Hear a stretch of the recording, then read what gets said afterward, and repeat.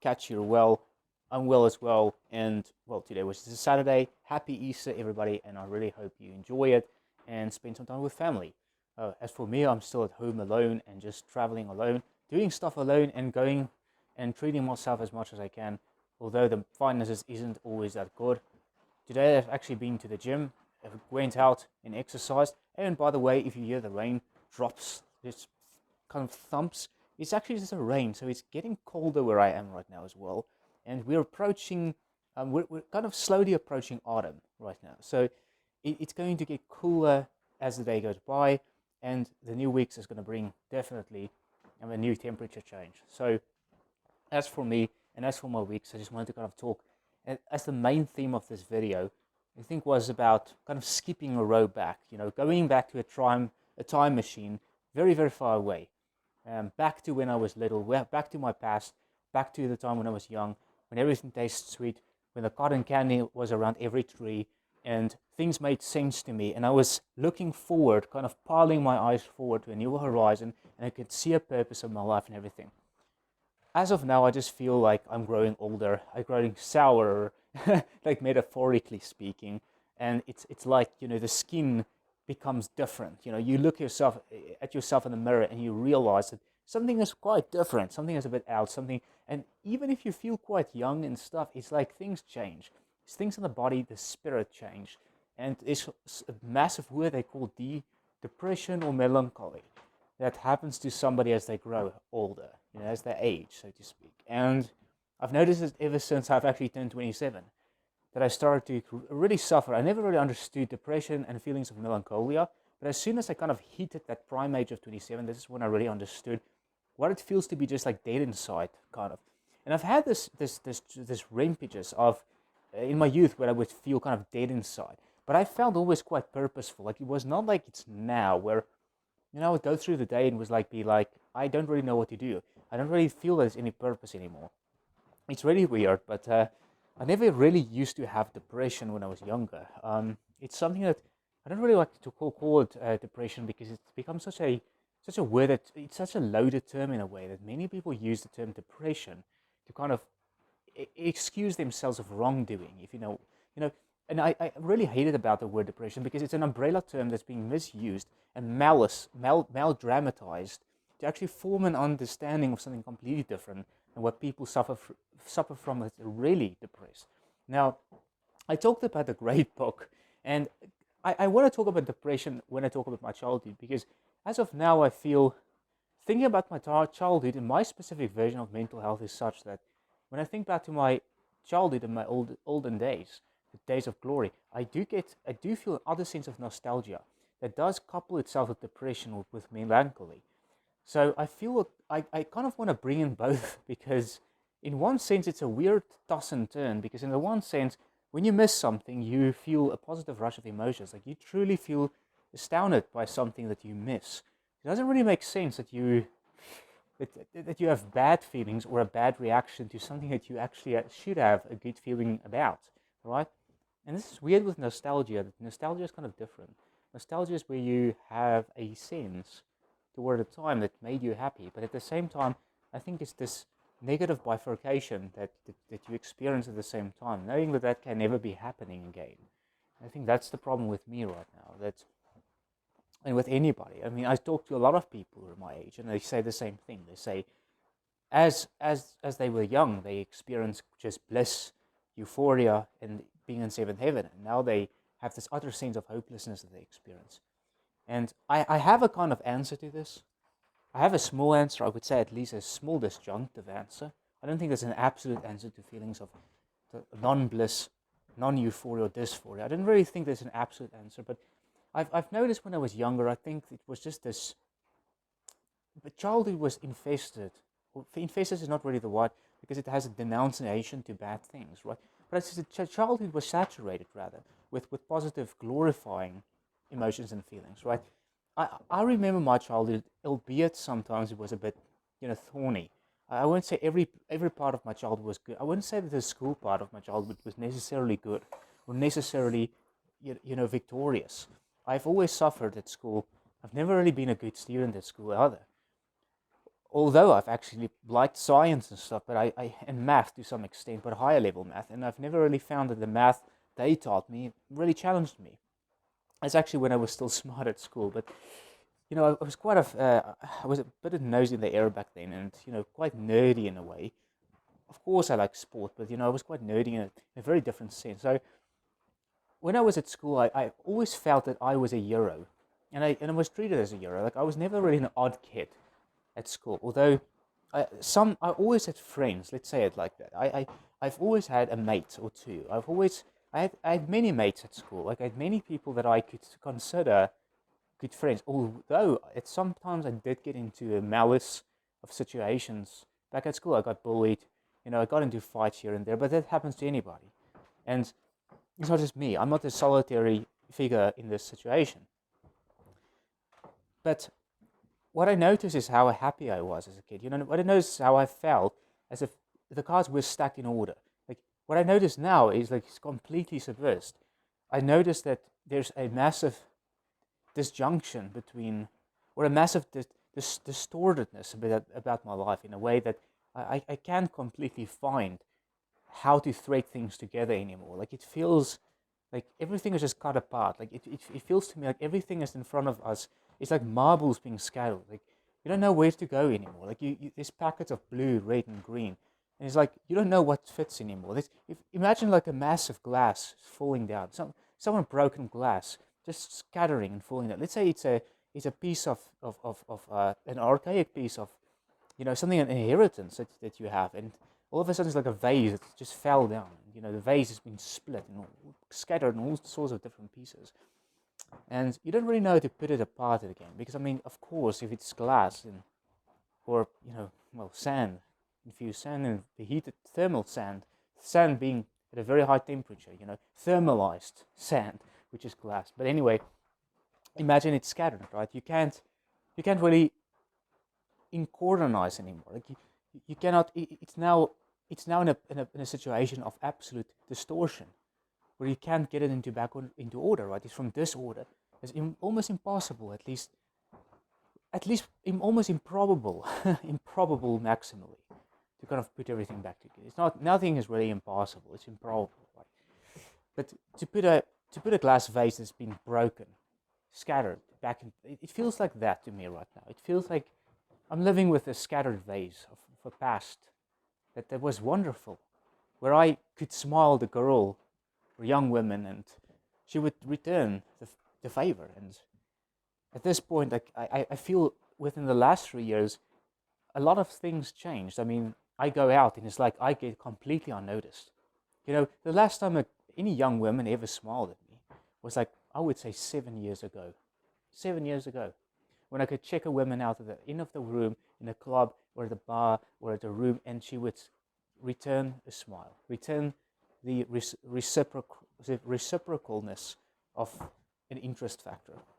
That never happens anymore. And it's so weird that I remember I read a very old article when I was much younger than this, many, many moons ago. And it talked about when you hit 30, it's like an exponential decline that your love life becomes. Like you seem to, it actually forewarned this idea of the incel, because the incel immunity then, I remember, was getting quite brisk. It was getting quite ferocious. And it actually forewarned, actually told the incels, you guys who are so angry at women, stop with what you're doing, because within the next 3 years it's going to be worse for you.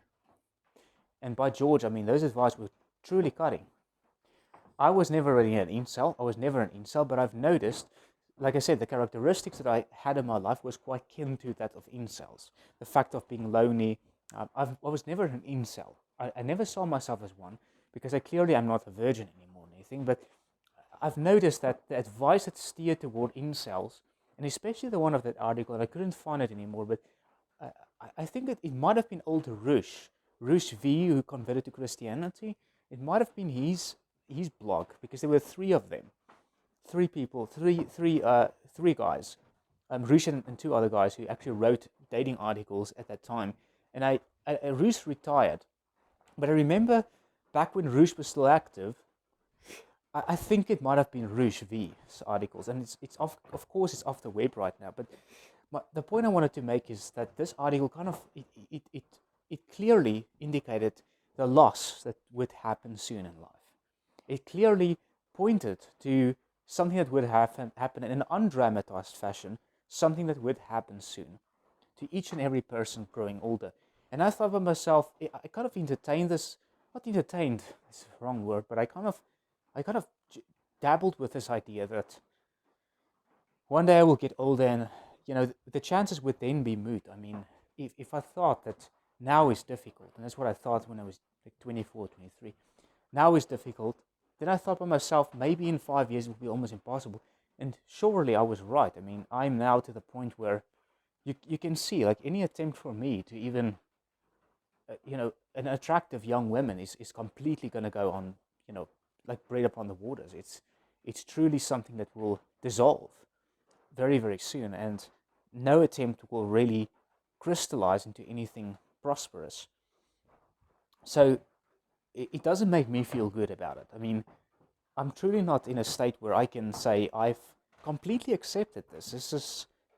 It's a very difficult state for me to really accept, or to really kind of concur with, in a way where I can live in stoic virtue with my pain like this, because being lonely the whole time is not really something that I feel is easy to really live with.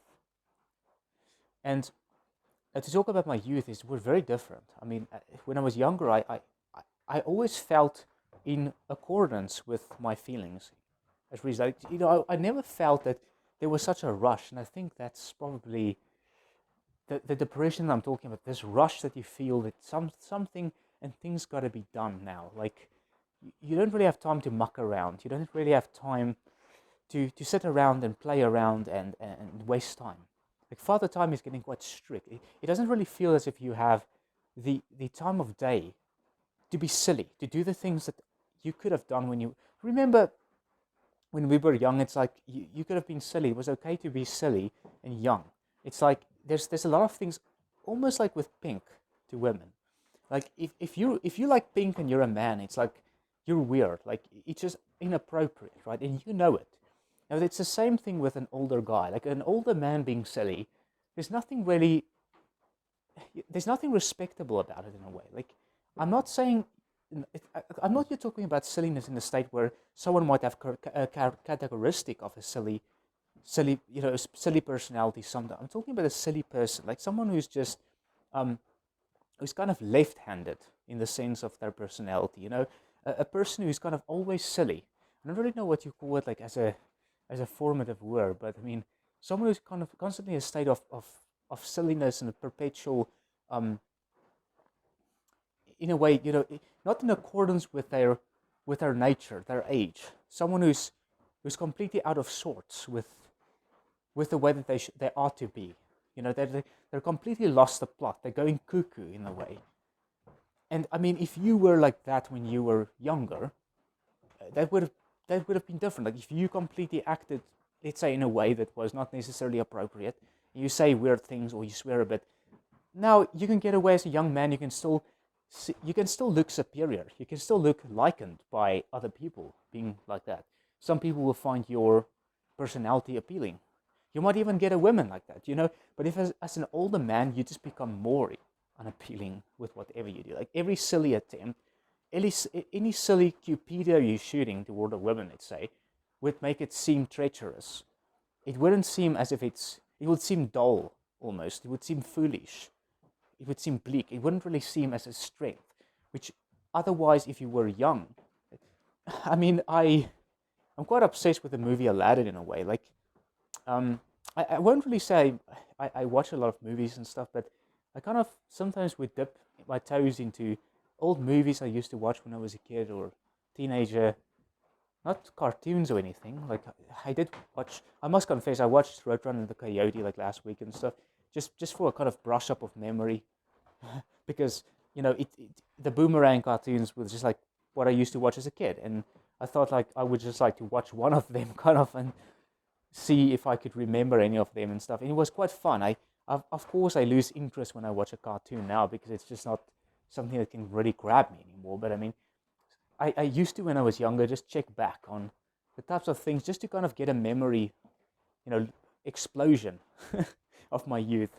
But I kind of checked on Aladdin and the Prince of Egypt was a movie I watched when I was younger, and all of these movies of Disney's movies and all of the movies that we remember or recall are always about a young teenage man, who went to a pursuit to become great.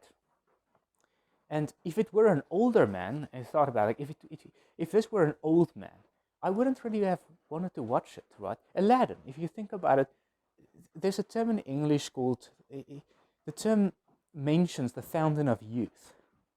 And the fountain of youth is actually, it even goes back to the Chinese language, Mandarin, right?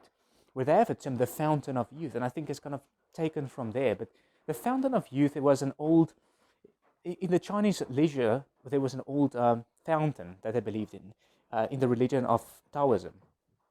And whenever the Taoists would drink from this fountain, they would get young again. And it was kind of a myth. In their alchemical teachings, it does rise up. I mean, I'm a student of magic, old, ancient wisdom and stuff. So I do know a lot about the etymologues of the word sometimes. So I try and study it. But it's interesting because the Chinese had a fountain of youth that they believed in, that people could go and drink at, of this, and they would actually turn younger again as they were in their youth. I don't know how, I think the more you drank, the younger you became and such. I don't know what their theory was exactly. I'm still trying to study, but it's an interesting takeaway from life. Like, if you truly could get a fountain of youth, and I think, in my case, I would have grabbed it with both hands. If there were such a thing as a fountain of youth, I would have made the best of that thing. I wouldn't become a baby. I would have liked to become a teenager again. I think, sorry, not teenager. I would have liked to be 20 again, 21. My early adult years, I think, were to me a very promising time in my life. And, well, again, going back to kind of a side note on the movie thing is, I wanted to just mention that I don't think people would watch Aladdin or any of those movies that we watched as kids. We wouldn't have watched it. We wouldn't have watched a movie about an older guy who found fame. It wouldn't have been as appealing and as promising and as catching for us as a young man like us, that we can associate with, catching fame. And it's weird, like, even if you're older, you want to see the young version catching fame, not the old man catching fame. You know what I mean? It's like, I remember there was a kind of 3 years ago, there was a movie, 4 years ago maybe, it was a movie that was released. I can't remember if it's DreamWorks or whatever. It's a movie about these old men who decided they want to be young again, right? Old men. All of these actors were famous actors. It wasn't like it was a new offshoot or anything like that. It wasn't like a home movie. It was an actual production by Warner Brothers or DreamWorks about four grown men that were in their later years. They were not even middle-aged. They were in their later years. And in this movie, well, this flick, these four guys wanted to kind of kick ass. They wanted to get back to being young. They were sick of being in retirement villages. And I remember Robert De Niro was one of the main roles. Like, you guys can probably Google it. But one thing I've noticed about the movie is it was not that successful. It was just not appealing. It was just not as grasping. And I don't know why, because all four of these men were famous movie stars. I mean, they clearly could have, you would have otherwise thought that four guys coming together, making such a cool movie about four old men coming together and actually just bringing back the sparks, would have completely engulfed people into watching it. But I saw the audience, and I didn't see I even saw people walking out of the movie, which was quite, to me, an interesting artifact about our existence, that if this were four young men kicking ass, like, the same can be said, if this were Zac Efron, if this were Zac Efron kicking ass, being young again, doing silly, it would have been different, right? And we would have probably wanted to watch it. Now, as for Zac Efron, I've actually watched this is an interesting thing as well, right? I've watched his movies when he was like 17. All of them were stellar hits, right? Literally New York stars, that type of hits. But anyway, his later movies, not really hits anymore. his star kind of fell, right? And it's interesting. When he got older, even Zac Efron, yes, he wasn't as popular anymore.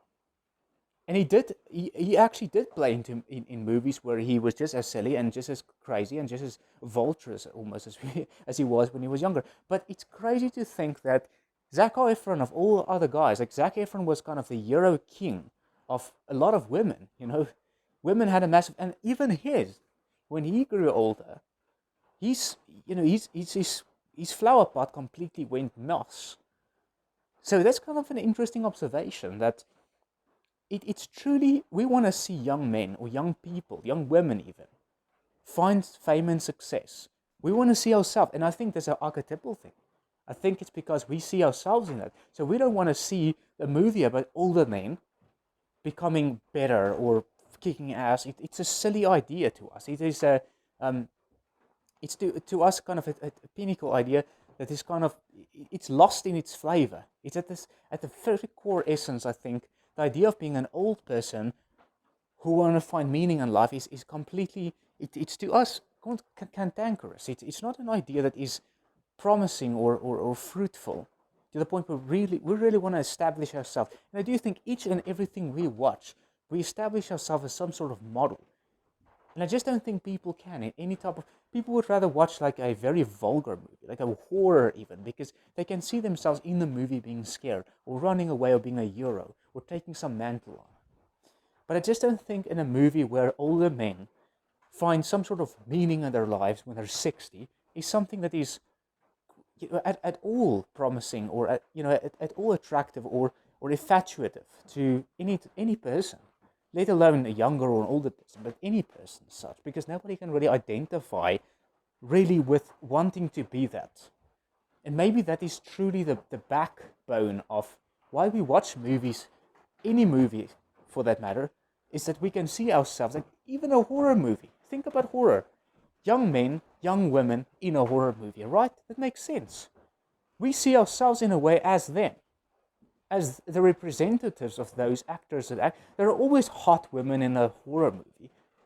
And in a way, if we watch a horror movie, at least we can think of ourselves as being with that hot woman, right? But we don't really want to have an associative degree to an older person now wanting to kick ass. And I think this is maybe the real reason, or the absolute reason or description of why we as people so yearn for the old and for the archaic and for the young, and for being the fossilized selves of ourselves, for being the older versions. And it can get quite laborious, because I as such go into a very bad tunnel. I keep tunneling back to my past, and I can't stop. Like I just think that maybe my childhood was too good. Maybe I was just too happy, and maybe it was almost like uncalled for that I was so happy, because I feel it may be too bad, too good, to the point where I was ingrained in a life where everything actually worked out for me. I was somebody, and now I feel like I'm actually a nobody.